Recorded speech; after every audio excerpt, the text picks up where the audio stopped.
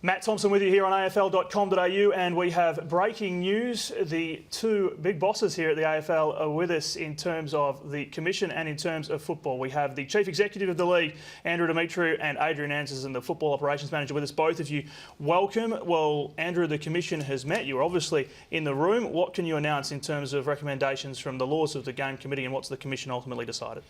Thanks, Matt. Yesterday the Commission met and considered proposed changes from the Laws of the Game Committee, and the Commission approved the following three recommendations. The first one is that any forceful contact below the knees will now be awarded a free kick, and that forceful contact below the knees of an opponent, that will not apply obviously to smothers with the hands or the arms.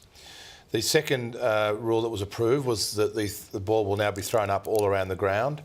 The bounce will continue to be used at the start of each quarter and after goals, but umpires will now throw the ball up for all field stoppages during the game. And the third rule that was approved was the rule relating to ruckman at stoppages.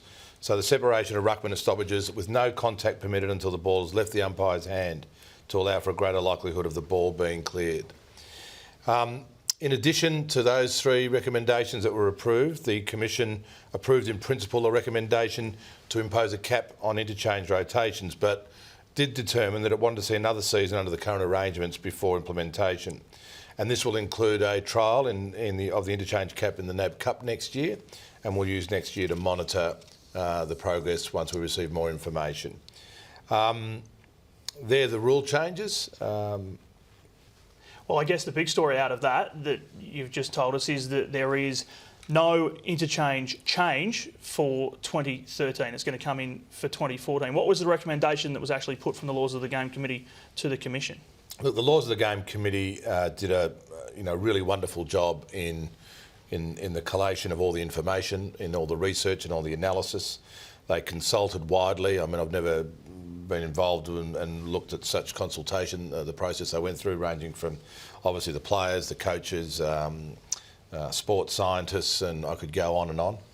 And in principle, the Commission supported the recommendation of a cap. Well, the Commission does understand that there are issues around player welfare, does understand there are issues around congestion, but did want to, again, trial at the NAB Cup in 2013, get more data, and also get more data throughout 2013 to see the impact of the 3-1, which has only been in place for a couple of years.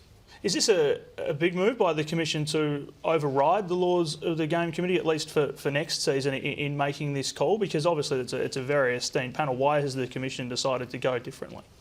Look, it's not the first time it's happened. The Commission, in my time, also did not approve the removal of the bounce when it was put up by the Laws of the Game Committee, which I chaired, by the way, when I was General Manager of Football Operations. But it hasn't knocked back this recommendation. What it's done is it's accepted in principle the recommendation of the cap, and it will use 2013 with the assistance, obviously, of the Laws of the Game Committee, with more information to determine what cap that will be at the end of 2013.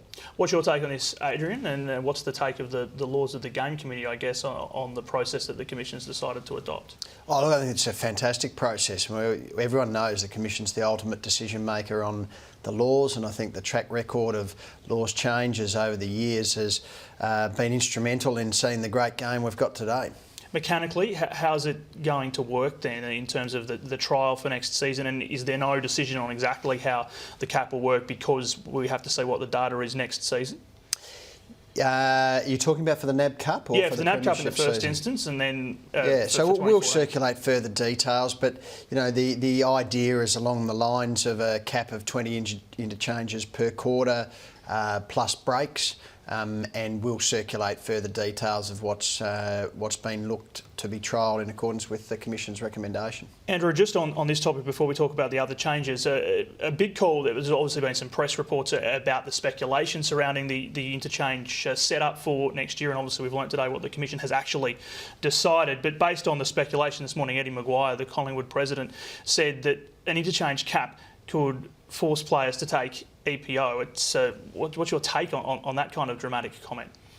Well, look, I love Eddie dearly. If I didn't know Eddie as well, I would have thought he'd been on something with those sorts of comments. So I'm not quite sure what he meant by that. It doesn't make any sense to me. He might have watched Four Corners last night and been in the sort of frame of mind of the sort of Lance Armstrong situation. But we've got no reason to believe that our game is heading down that path. I mean, I've got to congratulate Adrian and his team. We've worked pretty closely with ASADA. We're the first sport to introduce EPO testing in this country. We've been at the forefront and we've been at the cutting edge of making sure we're ahead of the game when it comes to performance-enhancing drugs. And I'm not quite sure why any comment this morning relating to the proposed rule changes, rotations or whatever has anything to do with anything relating to performance-enhancing drugs. I guess in a broader sense, we're talking about player endurance.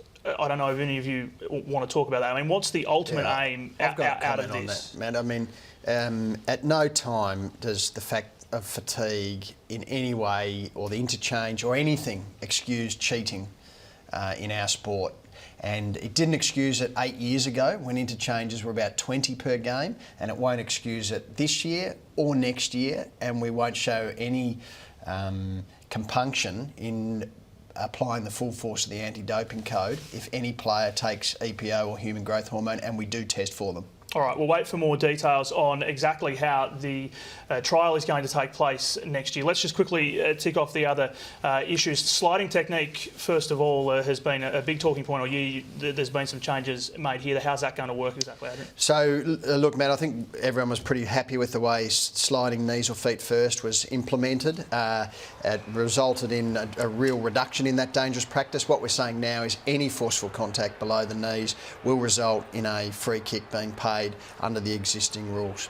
The other change, of course, we're talking about the ruck contests. Yeah, so we trialled obviously in the NAB Cup, separation of ruckmen, saw better clearance rates, probably a less scrappy ruck contest. Feedback on the whole has been quite positive, so we're going to look at that in the NAB Cup again with the intention of implementing that in the 2013 Premiership season. And how do you expect the traditionalists to react when it comes to throwing the ball up around the ground? It's not unprecedented, this move. It does seem like it's the natural progression. Well, the other benefit of it, Matt, is the umpire will have his eyes up at the stoppages to help detect infringement. So, the majority of bouncers are centre bouncers. There's only on average about 24 around the ground. So, that great tradition of the game is maintained. Well, thank you both for joining us. Let the discussion begin. It'll be interesting to see now how the footy community reacts in terms of the fans, the clubs and the like. Thank you so much for your time. Thanks, man. Andrew Demetriou and Adrian Anderson with us, covering off this breaking news here at afl.com.au.